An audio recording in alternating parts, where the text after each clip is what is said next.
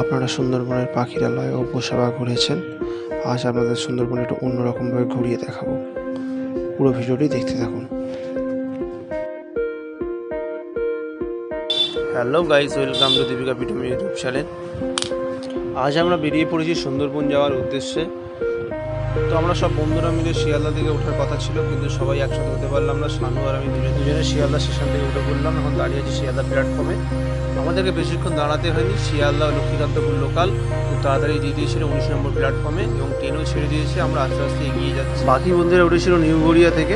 আমাদের গন্তব্যস্থল ছিল মথুরাপুর রোড। আমরা ওখানেই নেমে পড়লাম। এখানেই আমরা সব বন্ধুরা একসঙ্গে মিট আপ হলাম মথুরাপুর রোডে স্টেশনে নেমে।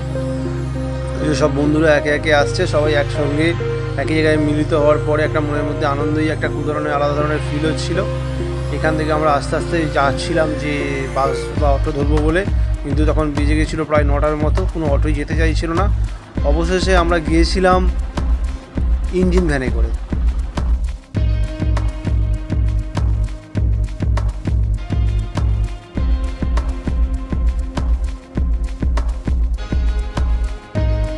সকলে মিলে পায়ে হেঁটে সামনের দিকে আস্তে আস্তে এগিয়ে যাচ্ছিলাম।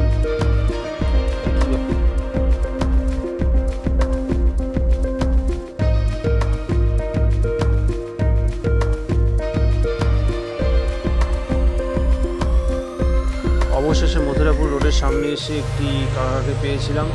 তিনি ইঞ্জিন ভ্যানে করেই আমাদের পৌঁছে দেবেন বললেন, এবং কষ্টে একটু বেশি নিয়েছিল যেহেতু রাত হয়ে গিয়েছিল।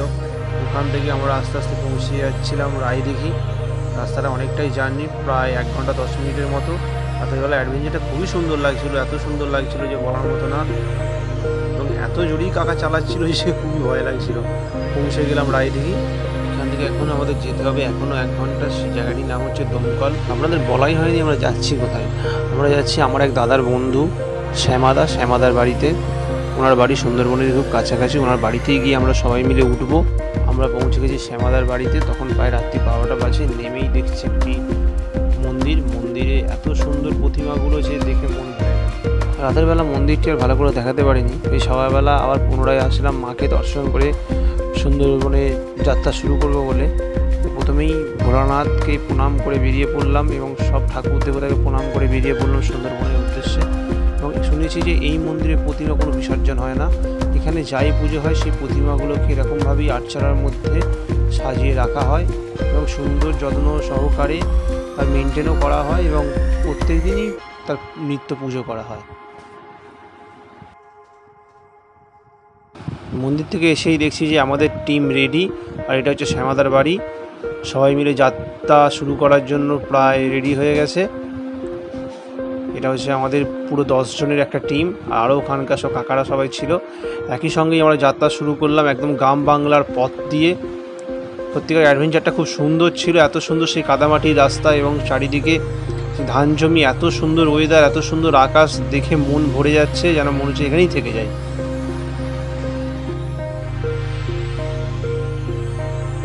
চারিদিকে প্রকৃতিকে দেখতে দেখতে আস্তে আস্তে আমরা নদীর দিকে এগিয়ে যাচ্ছি। ওই সামনেই নদী, এবং চারিদিকে প্রকৃতিটা এত সুন্দর যে কি বলবো। সামনে সব দাদা ভাইয়েরা সব একসঙ্গেই যাচ্ছে, কিন্তু আমরা সবাই একসঙ্গে বন্ধু। কেউ বড় কেউ ছোট আমাদের মধ্যে রয়েছে, কিন্তু আমরা সবাই একই সঙ্গে থাকি।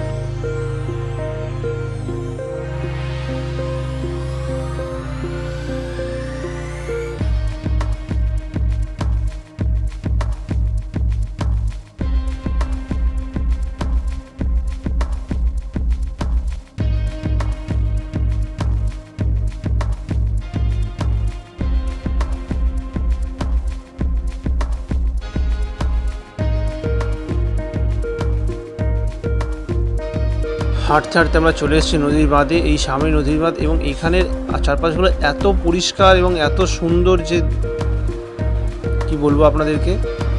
আর আস্তে আস্তে আমরা উঠে পড়লাম নদীর বাঁধে, এবং দৃশ্যটা জাস্ট অসাধারণ। দেখেই মন ভরে গেল, এমন সুন্দর দৃশ্য। যেহেতু গিয়েছিলাম আমরা গুরু পূর্ণিমার দিনকে, সেদিনকে ভরা কোটাল, জল পুরো থমথম করছে। দেখে তো ভয়ও লাগছে এবং আনন্দও হচ্ছে। এই হচ্ছে শ্যামাদা। এই শ্যামাদা না থাকলে আমাদের এই ট্যুরটা হয়তো সম্ভব হতো না। যে নৌকা করে আমরা যাব সেই নৌকাও পায়ে এসে দেখলাম যে মাঝি কাকারা রেডি করে ফেলেছে।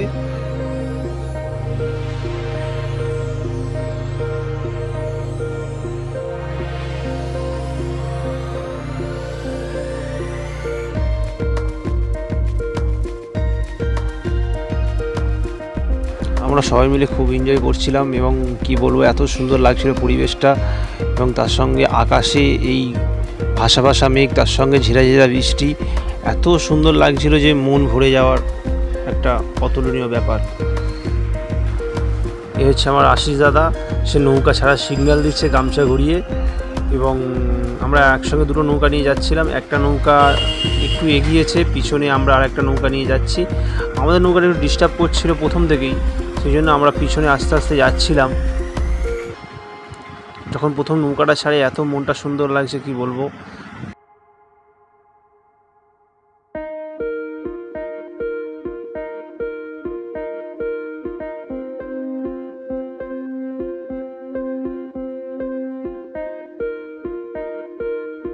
আমাদের নৌকাটা বের করতে খুব অসুবিধে হচ্ছিল, তো ওই জন্য আমাদের আগের নৌকাটা আবার পুনরায় ব্যাকে আসছিলো আমাদের খুঁজতে, যে আমরা কেন বেরোচ্ছি না। সেই জন্য ওরা পুনরায় ব্যাকে আসছে আমাদের দেখতে। তো আমরা আস্তে আস্তে বেরিয়েই পড়েছিলাম।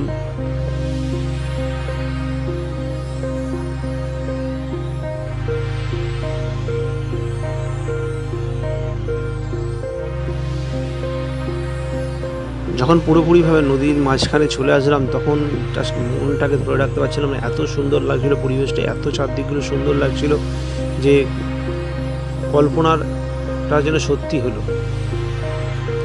এবং জলের তোড় এত যে আমাদের নৌকা যেভাবে দুলছে, এত ভয় লাগছে কি বলবো। এরকম সিচুয়েশান আগে কখনো পড়িনি, এই প্রথমবার এসে আনন্দও লাগছে, কিন্তু তার মধ্যে মনে ভয়ও লাগছে যে এত জলের তোড় বা এত ঢেউ দিচ্ছে যে নৌকাগুলো এত দুলছে দেখে মন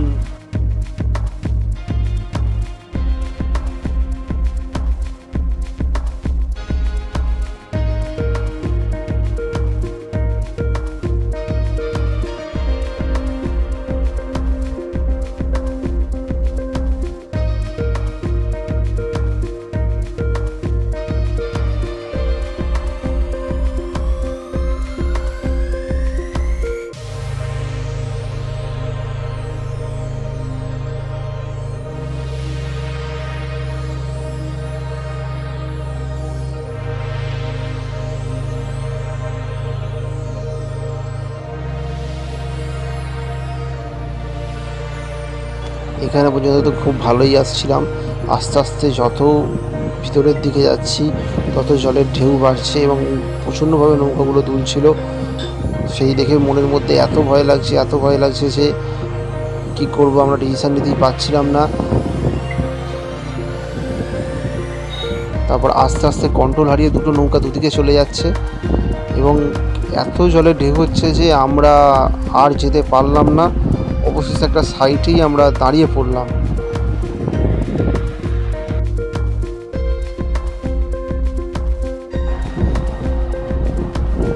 তারপর শ্যামাদা বলল যে না, ঘুরতে যখন এসেছি আমরা বাঘের জঙ্গল এবং চূড়াবালির দ্বীপে অবশ্যই আমরা ঘুরতে যাব।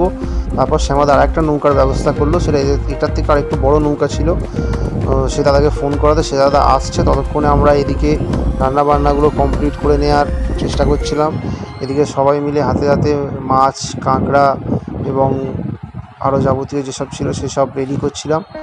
সেগুলো করে নিয়ে আমরা নৌকার মধ্যেই বসে বসে রান্না করছিলাম, সেই নৌকাটা আসার অপেক্ষায়। এদিকে আমাদের উজ্জ্বল দা, তিনি মাছ ধরবেন বলে বড়শি রেডি করছেন। নদীর মধ্যে নৌকাতে রান্না বান্না করে খাওয়ার মজাই একটা আলাদা। আমি তো খুব আনন্দ উপভোগ করেছিলাম এবং পরিবেশটা এত সুন্দর লাগছিল যে মন ভরে যাচ্ছিল। জাস্ট এত অ্যাডভেঞ্চারটা সুন্দর, এত সুন্দর, এরকম সুন্দর দৃশ্য আগে কখনো দেখিনি। এবং সবাই মিলে একটু হালকা করে টিফিন করে নিলাম। আমাদের বড় নৌকাটা চলে এসছে, সেবার আমরা আস্তে আস্তে সবাই সেই নৌকায় উঠছি। নদীর মাঝখানে গিয়ে একটু মনোরম উপভোগ করবো বলে। তো যে নৌকা মাঝি ছিলেন তিনি আমাদের নদীর মাঝখানে গিয়ে নৌকার দাঁড় করিয়ে দিয়েছিলেন এবং সেখানেই আমরা বসেছিলাম। এখানে আমাদের মনটা একটু খারাপ হয়ে গেছিলো। আমাদের মধ্যে একজন খুব অসুস্থ হয়ে পড়েছিল এই নৌকাতে এত ঢেউ খাওয়ার কারণে, তার শরীর খুব খারাপ লাগছিল।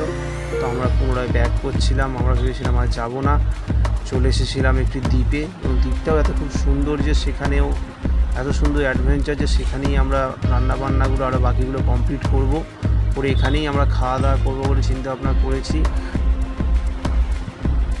সেই দ্বীপটার মধ্যে এসে আমরা আস্তে আস্তে পৌঁছাচ্ছি। একটি গার্ডেন, এখানে বাকি রান্নাগুলো কমপ্লিট করে নেওয়া হবে এবং এখানে আমরা একটু রেস্ট নেব। চারিদিকের প্রকৃতিটা এত সুন্দর এবং নেচারগুলো এত সুন্দর লাগছে যে দেখেই মন ভরে যাচ্ছে। আর গাছে এত ফুল ফুটেছে যে, আর পরিবেশটা এত সুন্দর যে যেন স্বপ্নের মতো, চোখের মধ্যে স্বপ্নের মতো ভেসে উঠছে।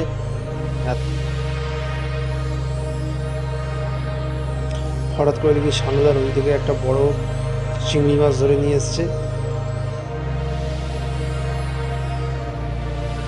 রোদের তাপটা এতটাই বেশি ছিল যে সবাই মিলে এই দুশালা ঘরটার মধ্যে আড্ডা দিচ্ছিলাম বসে বসে, এবং চারদিকে এত ঝোড়ো হাওয়া চলছে যে বাইরে দাঁড়ানো যাচ্ছে না এক ফোঁটা।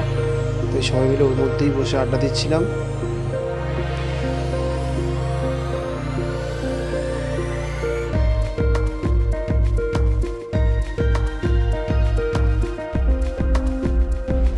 হঠাৎ করে কিছুটা দূরে দেখি যে সৈকত কিছু একটা খুঁজছে। আমি দেখি কী খুঁজছে, তো ওর কাছে গেলাম। আমি গিয়ে দেখছি যে ও কি সুন্দর ধরনের সুন্দর সুন্দর শামুক খুঁজে পেয়েছে, এবং ও শামুকগুলোর নামও দিয়ে দিল, বললো যে কর্নেডো শামুক। এখানে অনেক জায়গায় অনেক পড়ে আছে, সেগুলো দেখছিলাম। দেখতে দেখতে আমি আর নিজেকে ধরে রাখতে পারলাম না, দেখতে পেলাম লাল কাঁকড়া, সেটা ধরার জন্য নেমেই পড়লাম কাদার মধ্যে। সব বন্ধুরা বলছিল যে সুন্দরবন আসলাম, লাল কাঁকড়া দেখতে পেলাম না, লাল কাঁকড়া দেখতে পেলাম না। তো অবশেষে সেই লাল কাঁকড়া আমি খুঁজে পেয়েছি এবং হাত দিয়ে ধরেওছি সেই লাল কাঁকড়া।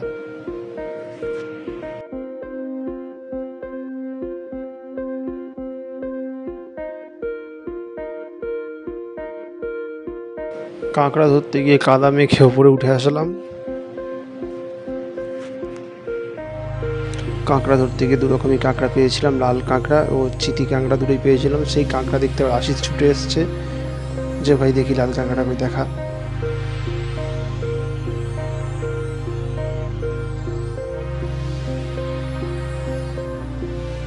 এদিকে রান্নাবান্না প্রায় কমপ্লিট। এখান থেকে রান্না করে নিয়ে আমরা চিন্তা ভাবনা করেছিলাম যে আমরা আবার নৌকা করে বেরোবো এবং সেই নৌকা করে যাব চোরাবালির দ্বীপে।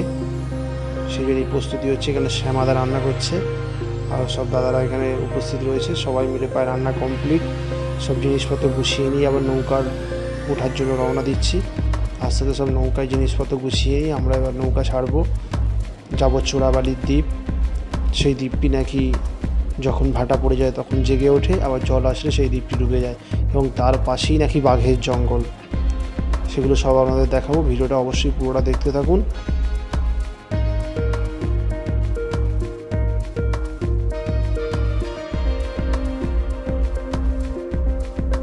আমরা যখন নৌকা রেখে পাড়ে উঠেছিলাম তখন জোয়ার ছিল, এখন এসে দেখছি ভাটা পড়ে গেছে। নৌকাটা প্রায় অনেকটা দূরেই চলে গেছে। এই কাদার মধ্যে টপকে টপকে আসতে আমরা নৌকায় উঠবো, এবং খুবই ভালো লাগছে সেই পরিবেশটা।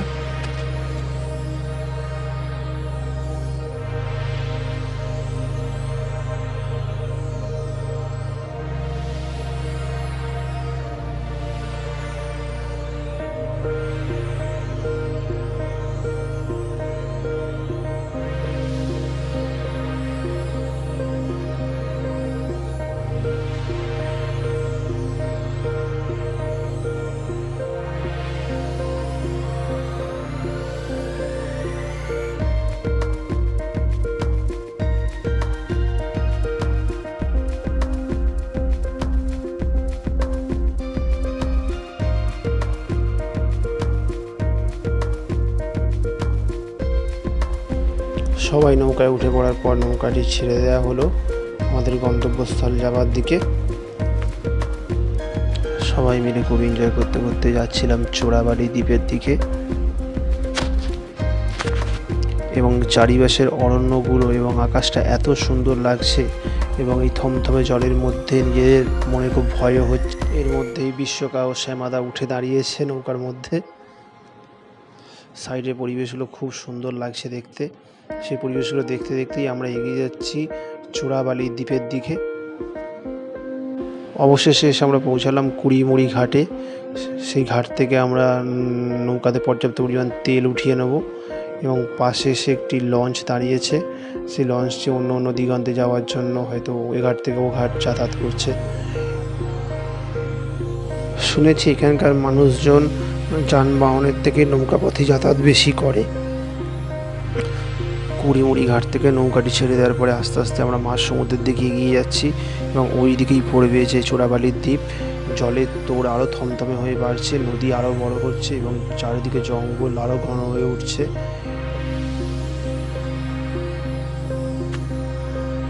নৌকা মাঝি কাকারা বলছিল এখানে প্রায়ই নাকি বড় বড় কুমির দেখা যায় এবং সেগুলো দেখবো বলেই আমরা এদিক ওদিক ছটপট করে তাকিয়ে আছি যে কোথায় কুমির দেখা যাবে, কোথায় কুমির দেখা যাবে।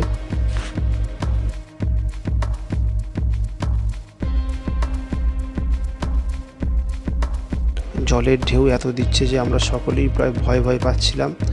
এভাবেই আস্তে আস্তে আমরা এগিয়ে যাচ্ছিলাম। এই দূর দিগন্তে দেখা যাচ্ছে চোরাবালির দ্বীপ, এই দূরেই দেখা যাচ্ছে। আমরা আর কিছুক্ষণের মধ্যেই পৌঁছে যাবো সেখানে।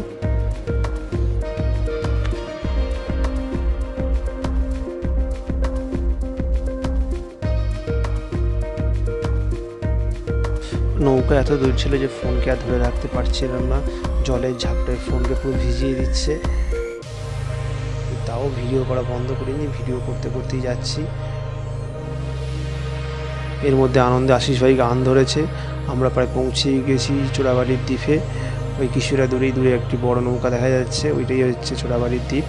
ওখানে আমরা আস্তে আস্তে আর কিছুক্ষণের মধ্যে পৌঁছে যাব।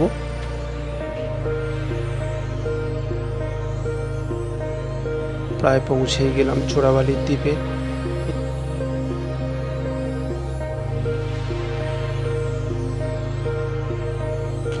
নৌকা থেকে নামতেই দেখছি পায়ের কাছে এত ঝিনুক, এত সুন্দর লাগছে পাড়টা যে কি বলবো, এত সুন্দর লাগছে ভিউগুলো। এবং যেভাবে আকাশ মেঘলাও করে এসছে। এদিকে আশিস ভাই জাল ফেলতে শুরু করে দিয়েছে, নৌকা করে জালও নিয়ে গেছিলো মাছ ধরবে বলে। এবং চারপাশের ভিউটা এত সুন্দর দেখে মন ভরে যাচ্ছে এবং ভিতরে জঙ্গলগুলোও দেখে খুব ভয়ও লাগছে। শুনেছি 2-3বার বাঘ ওই পাড় থেকে পার হয়ে এই পাড়ায় চলে আসছে।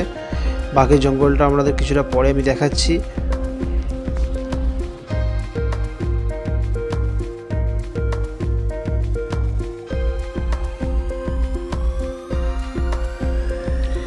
শ্যামাদা বারবার বলছে জঙ্গলের ভিতরে কেউ ভাই যাবি না।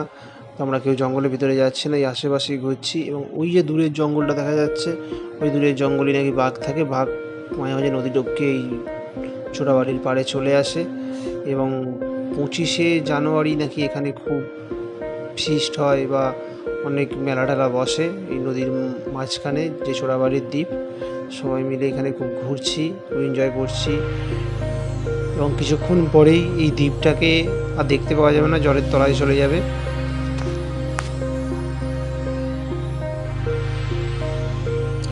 এই দূরের জঙ্গলগুলো যে দেখা যাচ্ছে ওটাই নাকি বাঘের জঙ্গল। এখানে এসে আমরা সবাই মিলে খুব এনজয় করলাম। সকালে খুব মন খারাপ লাগছিল, এখন বেশ মনটা খুব ভালো লাগছে। চারপাশের পরিবেশগুলো এত সুন্দর, সবাই মিলে খুব এনজয় করছি।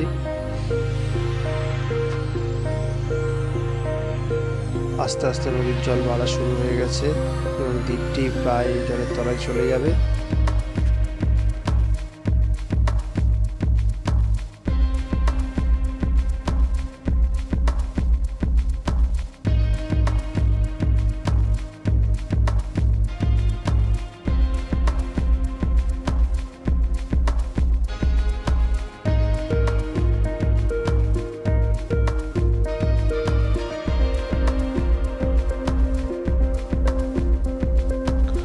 আমরা খাওয়া দাওয়া কমপ্লিট করে নিলাম।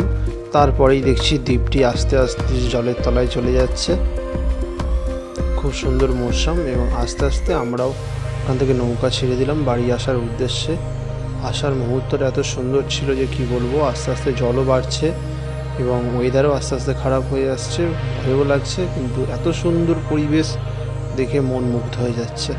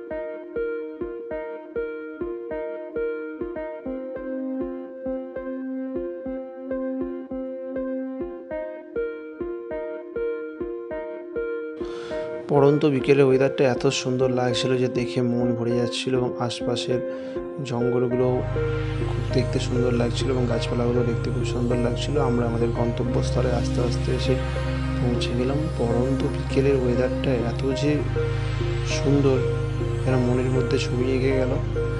আস্তে আস্তে আমরা সবাই দ্বীপে চলে এলাম।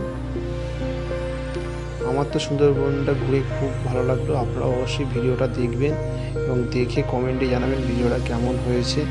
সবাই তো টুরিস্টের মাধ্যমে সুন্দরবন ঘুরে বেড়ায়। আমরা সৌমেনদা এবং শ্যামাদার জন্য সুন্দরবনটা ঘুরে দেখতে পেলাম। অসংখ্য ধন্যবাদ শ্যামাদাকে। শ্যামাদা না থাকলে এত সুন্দর ট্যুরটা হতো না। খুব ভালো লেগেছে, খুব সুন্দর লেগেছে।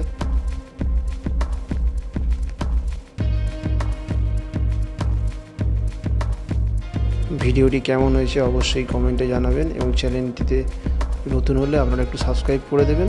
টাটা।